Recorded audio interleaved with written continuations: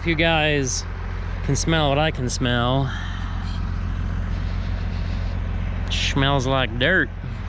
But why does it smell like dirt? Oh, what is that? Holy cow, it's red. Well, I don't know if I have the footage. Nick might have shot some video at the sale, but this is the new to us 1486. Yep. Don't look too close. And don't got a magnifying glass. But it does look good from this distance.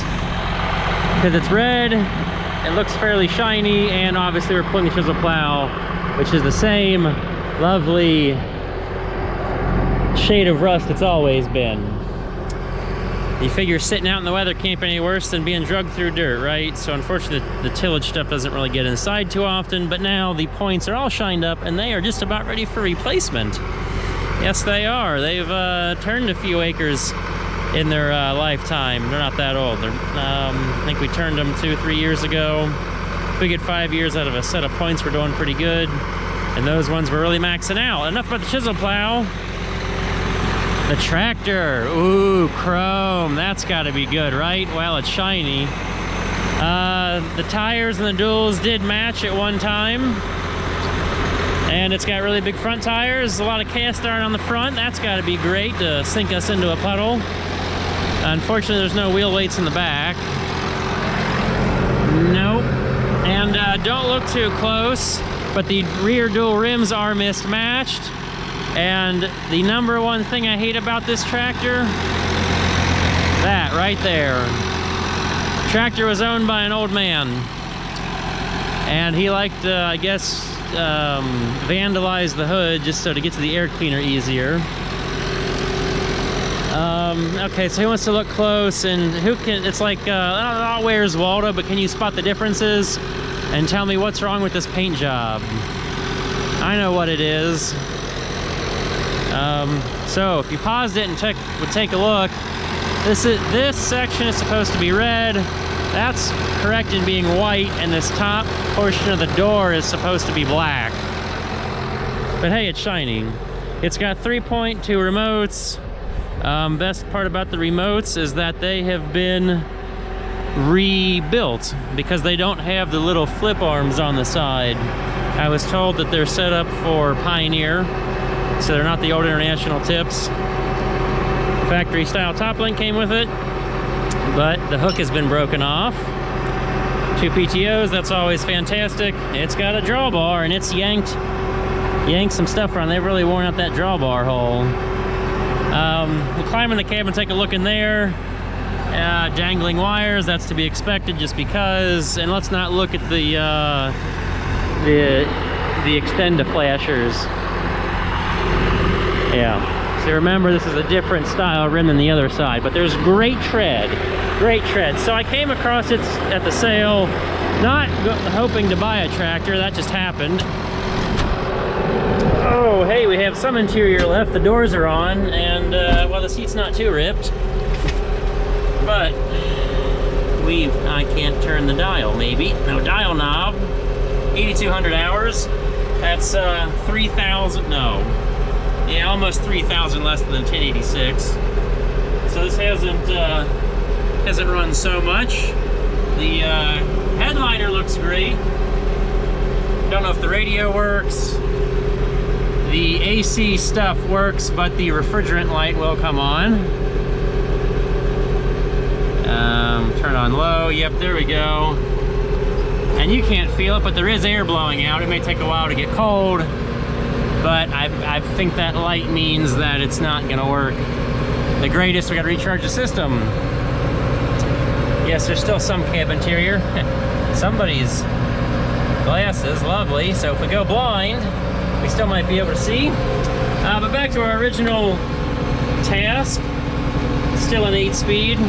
It has an electric TA. I have the TA hot wired in direct because the sensor on the other side of the lever, or the sending unit, went bad. And I'm just waiting to get one of those from the dealer. It was a real slow drive home for Nick that day. Okay, how many revs should we give this guy? The dash is different than the 10. PTO speed is closer to 2400, so they're only getting horsepower out of it just by sheer speed rather than relying on displacement. I usually start out close to PTO speed in the 10, it should work. We're in third gear. Get ready to drop the tips. Woo! Yeah, this is a tough spot. This hill, well, it's a hill. And we're gonna test it out right here. Test lugging power. Uh-oh. Woo! This didn't happen before, but I'm also trying to drive one-handed. We're about to lose that bit of interior. Okay, shut the door. We can go down a gear real easy. I can't shift the TA because it's stuck where it's stuck. But we are going uphill, and I have the chisel plow buried. Well, this will be a test on the clutch. See what spins. Pop a wheelie. Almost. Almost. Got a little light on the front end. Hey, it's got a steering knob. That's helpful. Probably not always the best to let out the clutch with the plow in the ground. But that's one way to find out how much it slips. And we'll do this properly. I'll lift the plow out of the ground. Oh, you know what? Let's try fourth gear. Let's see what happens here. Now in this field, we had soybeans last year. We saw harvest and everything, and we're gonna go back here with sweet corn. So I'm only chisel plowing enough just to get the first planting of sweet corn in, because whatever greenery grows out here, we will have to chop off and feed to the cows since we're out of silage. I would recommend going back and watching that square bale feeding video. Okay, let's make the turn. We're back in line.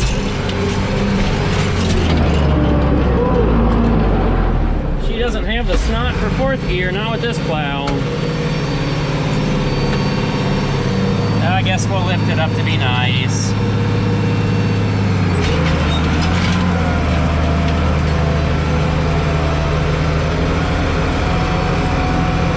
I guess this thing really does rely on running fast versus a little bit of low-end lugging power. Because with the 10, I pull the same chisel plow without duals.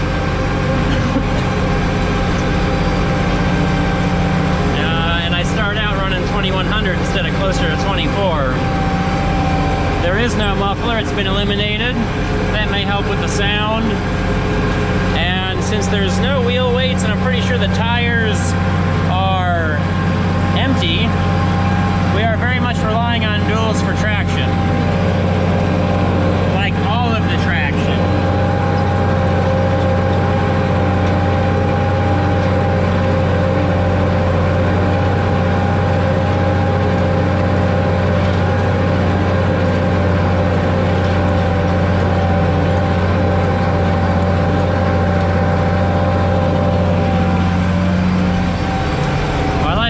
Long enough. I'm gonna try for some action shots. Well, it's air coming out, so at least it'll evaporate the sweat away, if not make us cooler. Let's see if you can see the dirt marks on the tread. We're definitely getting our wheel slip in. And see this field out front of the house here, it's probably the best drainage we've got because it all has good slope and we're all heading down towards the creek. Now we left this fairly smooth after soybeans, which makes it real nice chisel plowing. And I'm trying to, I mean, I didn't even put the date. I guess I'll put it in text at the beginning of the video, but it's April 5th, day after Easter. And I don't plan on putting sweet corn in the ground for another 3 weeks. It's usually just end of April, get us past some of that freeze and possibly snow chance. We have had snow the last week of April. Didn't accumulate much, but it was cold, and the sweet corn won't thank us for that. But I'm trying to get out here now, get ahead of the greenery, our lovely cover crop.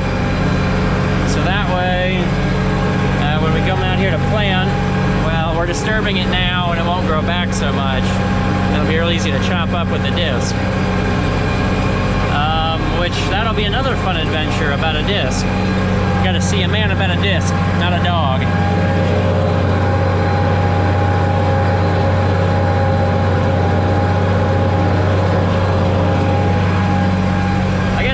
more story time.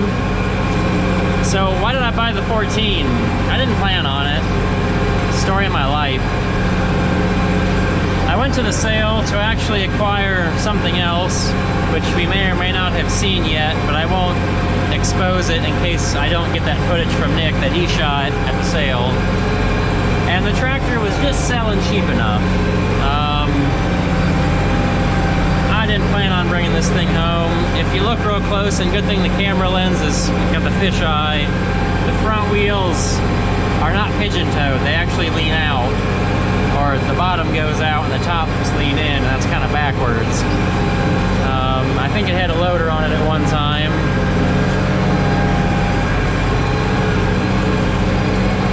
Now we're coming to the fun part. Right here where we change to the chicken areas where we usually drive through, cutting across between whatever's here and the vegetables. This will be good and hard.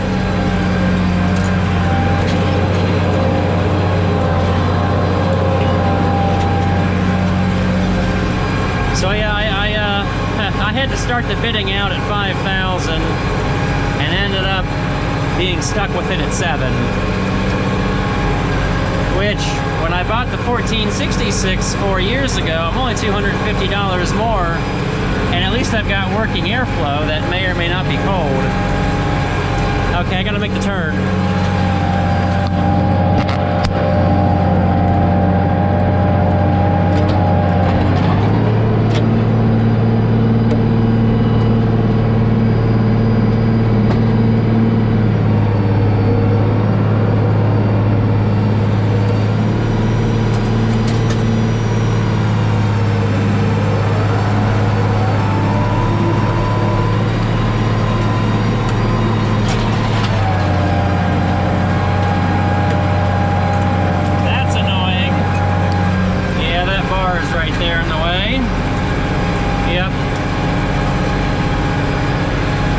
Sunk with it for 7 stacks, and the auctioneer was begging for bids. In fact, I was the only one there in person who wanted it. The other person was online. And at least I had the advantage of seeing this thing beforehand. So if somebody thinks this tractor is that great, well, anything's for sale at a certain price. And now you're going to ask about the 2+2. Well, I'm going to get that finished one of these days. I don't know when. If it rains, then hopefully I'll spend time in the shop. If it doesn't rain, well, they're going to be out here playing in the dirt, making things happen. Yep. That's say one of the problems or joy is having enough tractors. Next man in mentality. One breaks, we got another one, keep rolling. And well, one's been in the hospital for a long while. That's what I like about tractors. You can start fixing them and then get back to it whenever, instead of like animals that need attention now. But you know, you can see how the animals eat the animals. They can lay eggs for you. The tractor just burns fuel and costs money. What happened to those action shots I was supposed to be getting? Jeez. Well, let's see if there's much tractor left. I guess this is how I gotta get the action shots, is we'll let Nick drive, because Nick showed up, and I don't feel like jumping in and out of the cab and placing the camera out here in the field, and then jumping back in.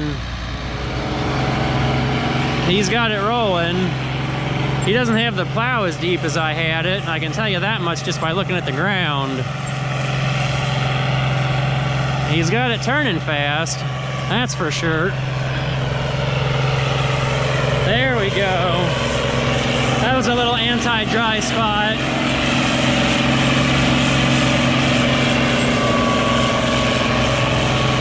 Yeah, that one close duel does pack with mud. That'll be fun going down the road. And I'm gonna have a hell of a lot of headland to clean up right there.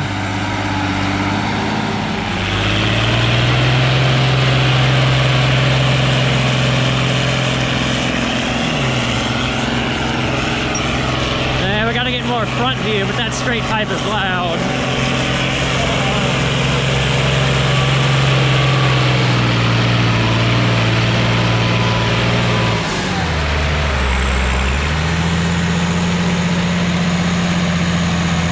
Well, I can't multitask to save his life. Got to be able to lift the plow, make the turn, well, without burning too much clutch.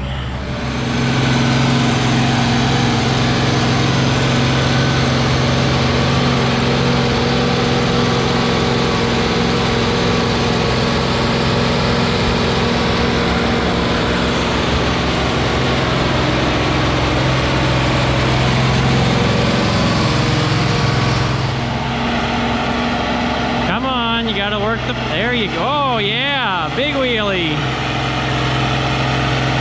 And now he's like going to the moon out in left field.